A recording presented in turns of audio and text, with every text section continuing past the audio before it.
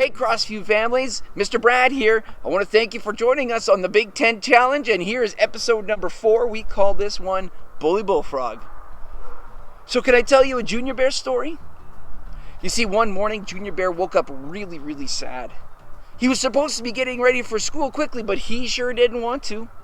He was so sad he didn't want to go to school at all. Well, he got ready and he went and sat by the table and just wondering how could he maybe not go to school today, because it was just sad. And that's when he heard his father's voice. Junior Bear, what's wrong? Well, Junior Bear said, I don't want to go to school today. And Mr. Bear said, well, why is that? And Junior Bear said, because there's this animal there. We call him Bully Bullfrog, and Bully Bullfrog is just mean to us. And Mr. Bear, he asked, well, what does Bully Bullfrog make you do? Well, Bully Bullfrog makes us carry his stuff for school. Bully Bullfrog makes us do his homework. And Bully Bullfrog is just really mean to us. And we don't know what to do. And Mr. Bear said, well, Junior, there's something I want you to do then. Junior said, well, what's that? And Mr. Bear said, I want you to tell Bully Bullfrog to stop being mean, or maybe some not nice things are going to happen to him. And Junior, he said, I can't tell Bully Bullfrog that. Then he'll be more mean to me. And Mr. Bear said, well, Junior, I need you to tell Bully Bullfrog to stop being mean, or some not nice things will happen to him. Well, do you think Junior should listen to his dad? Yeah, I think so too, right? And Junior, he knew he had to listen to his dad, so he said, okay, Dad, I'll do it. Well, he got ready for school, and off he went, and he didn't know how to say things. He didn't know what he was going to do, but when he got there, sure enough, he saw Bully Bullfrog being mean again, and he just was so frustrated with it. He went up to Bully Bullfrog, and he said, Bully Bullfrog, be nice, or bad things will happen to you. Do you think Bully Bullfrog would have listened to him? No, I don't think so. And Bully Bullfrog looked at Junior Bear and said, why do I need to listen to you? And Junior Bear said, because my dad told me to tell you that. And Bully Bullfrog, he said, well, I don't need to listen to your dad. I don't need to listen to him at all. And Junior Bear said, well, you got to stop being mean, or not nice things will happen. Well, Bully Bullfrog didn't change at all. And every day, Bully Bullfrog was being mean. Well, then one day, Bully Bullfrog was sitting down for lunch and reached into his bag and pulled out his milk. And he poured some, and he was so excited to have some good milk. And he took a sip, and he spat it out. It was gross. It was just bad milk. It gone sour. And he said, what happened? This was good milk today. And Junior Bear, he looked over and said, be nice, or bad things are going to happen to you. Bully Bullfrog didn't listen. No. Well, the next day during school, Junior again tried to tell him, you got to be nice, or some bad things are going to happen to you. But Bully Bullfrog didn't listen again. Well, the next day, Bully Bullfrog was still being Bully Bullfrog and decided to use a stick and poke at an anthill. And while he thought this was fun, the ants didn't think that was fun at all. And they began to crawl up his legs and started to bite him, and it started to hurt, and he started to swat, and he just dropped a stick and ran off. And Junior Bear again, he said, you gotta be nice, or bad things are gonna happen. And do you think Bully Bullfrog listened? No, he didn't listen at all.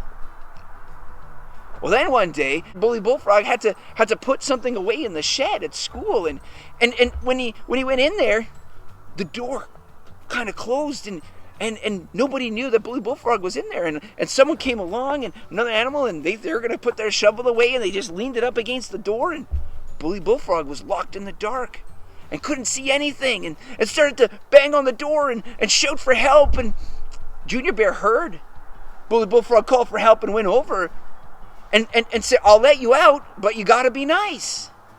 And Bully Bullfrog said, okay, I'll be nice, just let me out, I'll be nice. And so Junior Bear opened the door, and Bully Bullfrog came out, and Junior Bear thought Bully Bullfrog would be nice, but no, Bully Bullfrog wasn't nice and started to be mean again.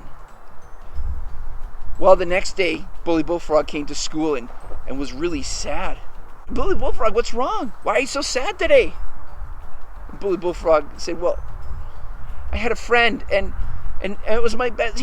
She was my best friend, and we played a lot together, and now she moved away, and it makes me sad. And Junior Bear just said, Bully Bullfrog, I told you, you got to start being nice. Stop being so mean, or not nice things are going to happen to you. Bully Bullfrog was tearing up a little bit and said, I know you told me, and you know what, I'm going to be nice from now on. Junior said, really? And Bully Bullfrog said, yeah, I'm sorry for everything. And Bully Bullfrog said sorry to all the animals, and all the animals were so happy that they decided to forgive Bully Bullfrog, and it was going to be great, and everybody was so happy. And so at the end of the school day, they were all getting ready to go home, and they were so excited, and that's when they heard Mr. Bear's voice. Hey everybody, why are you so happy? He said. And Junior Bear looked up, he said, Dad, what are you doing here? And Mr. Bear said, well, I want to come with you guys home. I want to walk with you home. And Junior Bear said, that's great, because guess what? Bully Bullfrog said that he'll be nice from now on. And Mr. Bear was so happy to hear that. And he said, well, let's go home and tell me all about it, but I don't want to go the short way. I want to go the long way with you. And so Junior thought, okay, well, let's go the long way. And so him and his friends, they went with Mr. Bear down the new trail, and they were so excited, telling Mr. Bear all about this. But back at the school, something else was happening. You see, Bully Bullfrog was there all by himself, and he still had all his stuff. He still had all his school stuff and all his homework, and began to wonder, wait, what have I done? Who's going to do my homework? Who's going to carry my stuff? I got to go get Junior Bear and his friends back here right now. And Bully Bullfrog took off after them. Well, as Junior Bear and his friends and Mr. Bear, as they were walking down the trail, they were very excited, and then they saw something in front of them. They saw a swarm of the red bees right there in front of them on the trail. And Junior said, you know that red bees don't move for anyone. You got to wait for them to move. And then they heard a noise in the bushes, and they turned around, and guess who they saw? That's right, it was Bully Bullfrog coming through the trees, and Bully Bullfrog was not happy at all. In fact, he was very angry.